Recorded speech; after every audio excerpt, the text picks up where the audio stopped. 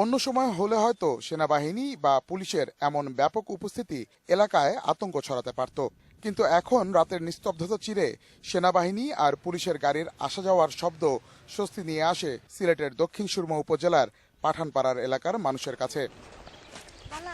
আতিয়া মহলের জঙ্গি আস্তানায় অভিযানের সুবিধার্থে বিচ্ছিন্ন করে দেওয়া হয়েছে আশপাশের এলাকার বিদ্যুৎ, গ্যাস ও পানির সংযোগ।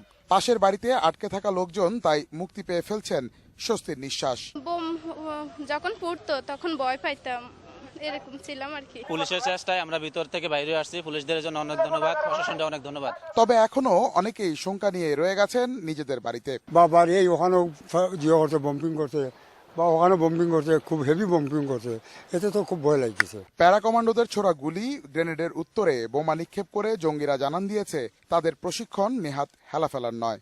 আর এই বার্তাটাই আরো বেশি শঙ্কিত করছে সাধারণ মানুষকে। মুক্তিযুদ্ধ দেখি নাই, শুনছি অতীতের ইতিহাস, এখন বাস্তবে দেখতেছি যুদ্ধের চেয়ে তো ভয়াবহ লাগতেছে। আমরা আসলে পাশাপাশি হওয়াতে বাড়িঘর ছেড়ে যেতেও পারতেছি না, আবার থাকতেও পারতেছি না। এই পর্যন্ত আমরা এক ধরনের না খাওয়া দাওয়া ছেড়েই আছি। সিলেটের দক্ষিণ সুরমার পাঠানপাড়া এলাকায় এখন শুনশান নীরবতা। গত কয়েকদিনে এ এলাকার মানুষের নিত্যসঙ্গী বুলেট আর বোমার শব্দ। এই শব্দ তাদের মনে জাগিয়েছে আতঙ্ক। সেই আতঙ্ক নিয়েই তারা ভাবছেন, জঙ্গিবাদ মাথাচাড়া দিয়ে উঠলে কেমন হবে তাদের জীবন, আর কিভাবেই বা চলবে দেশ। Mofidul Tapu, ATN news, Dakshin Surma, Sylhet.